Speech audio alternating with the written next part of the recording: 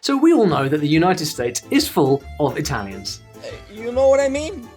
But why are there so many Italians in America? Did you know that America was named after an Italian? And as for words like Orioppo, I mean, is this Italian or what? Forget about it. So chances are that whatever you think about why there are so many Italians in America is likely to be a myth or a stereotype or some combination of the two.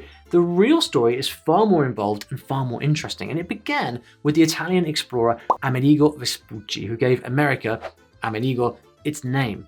He was the one who figured out that North and South America are separate continents and not part of Asia. But to be honest, this really had nothing to do with why so many Italians ended up in America. You'll hear about that in a minute. But see, before we get there, we've got to start with a different question. Why leave Italy in the first place? After all, these days, most people are asking the question, how can I go to Italy? Well, extreme poverty is usually the biggest reason that people get driven out of their home countries. And sure enough, there were two major times in history when this did happen to the Italians. But it actually all started with things worse than poverty. Are you ready for this? Immigrants from Italy to America came in three waves. First, a smaller one. These early Italians in America were either exploring or running away. First, you've got the Waldensians. These are Protestants from Piedmont who were exiled from Italy for their beliefs after horrendous things happened to their people. These guys were thought to be witches and routinely burnt at the stake. Like I said, some things are worse than poverty. Then came the big explorers who mapped huge areas of the continent, especially along the coast. You had Columbus, Caboto, Vespucci, De Verrazzano, Denizza. Many other immigrants of that time were from northern Italy. You had musicians, craftsmen, war refugees, sailors who had abandoned ship, and other Italians who arrived via South America. Various kings also sent Italian missionaries to America. But even all of this was before the first big wave. I'll spare you the history lesson, but in a nutshell, in 1848, a massive political and social movement started in Italy called the Italian Unification. People suffered crippling poverty, especially peasants who lost their land, and America was a good destination to escape to, especially since they were also recruiting Italian workers after the American Civil War. In only 34 years, more than 4 million Italians emigrated to America. Most arrived in the 20th century from southern Italy and Sicily, about 80 of them via the legendary Ellis Island. And this is what a typical passport used by Italian immigrants looked like. In the beginning, men used to come alone and send money back to their families, hoping one day to return to Italy. But it wasn't easy. Italy had huge problems like political and social unrest, heavy tax burdens, and 7 years military conscription, not to mention brutal epidemics like cholera. So, what do? That wave ended with World War I, and the next wave started with World War II. In the 1930s and 40s, there was that lovely man, Mussolini, and when he stripped Italian Jews of their civil liberties, 2,000 of them fled persecution and landed in America. Others then came after them, and overall there was a small revival of Italian immigrants crossing the Atlantic to the US after the war. And today there are more than 16 million people who claim Italian ancestry.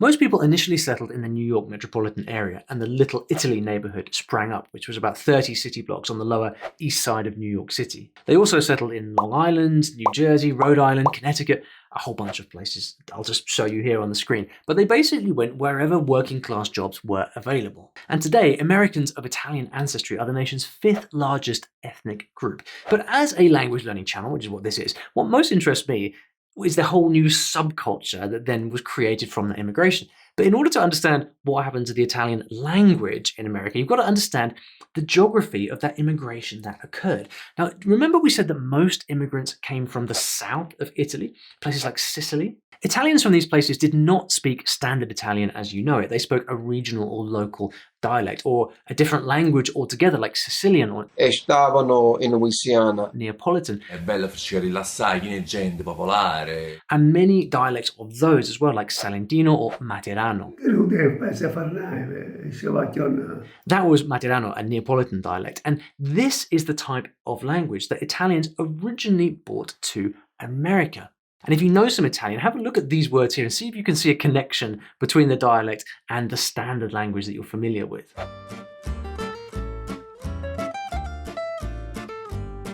And don't worry if you couldn't see a connection. This is really nothing like the Italian that you're probably learning on your course.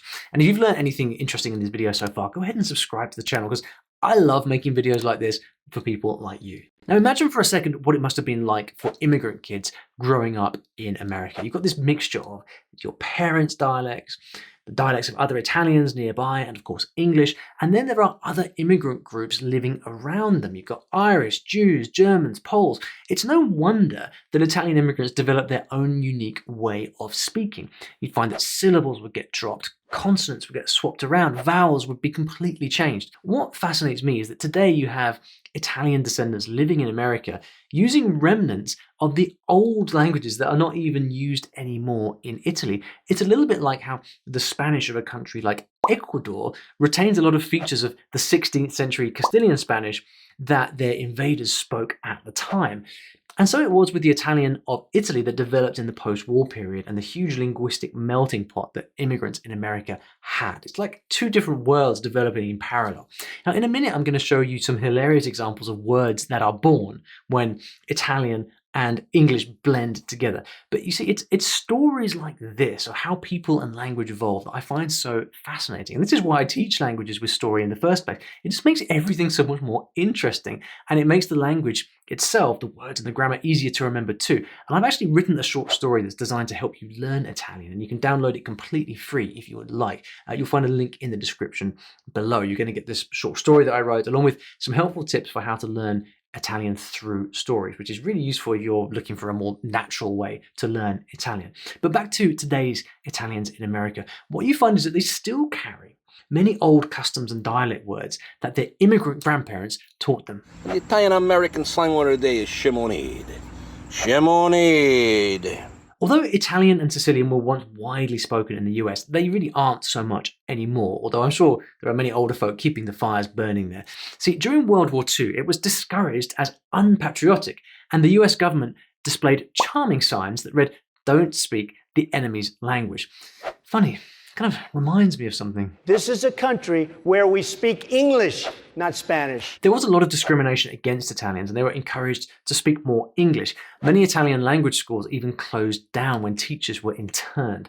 And then in 1917, English lessons began to be offered to Italian immigrants, because of course they were also hyper aware that they needed to communicate to get their jobs and keep their jobs. And so over time, English just took over, and records show that fluency in Italian has declined dramatically in the US in the past 25 years. But there was a time when journalists coming to America were astonished at the language that they heard. They said it wasn't quite Italian, it wasn't quite dialect, and it wasn't exactly English. What's the matter you? Hey, got no respect. What do you think you do? Why you look so sad? It's not so bad. It's a nicer place.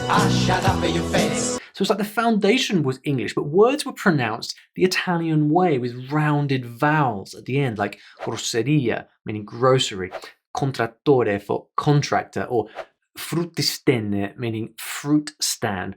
The written language was also getting fascinating. For example, you'd read about things like tailors of cotti instead of coat tailors. This was Americans trying to write in a way that immigrants would understand. So how much of the growing language was anglicized Italian and how much was a distortion of English? Well, I don't really know. Forget about it. If you're watching this and you are Italian American yourself, I'm really curious, have you been back to Italy? How well could you communicate with the locals? I'd love to hear about your experience in the comments. My name is Bobby. I'm from the Windy City, Chicago, Illinois. Do I think that I have an accent? I don't know. What do you think? Do you think I got an accent? But hey, it's not just about the accent, it is about the words too. I mean, have a look at these Sicilian words and see if you can figure out what the words mean. Sicilian? You'll figure it out. I mean, Orioppo. What a beautiful creation that is. And if you like that, you'll love this video of 8 very famous celebrities attempting to speak Italian with, I think it's fair to say, mixed results.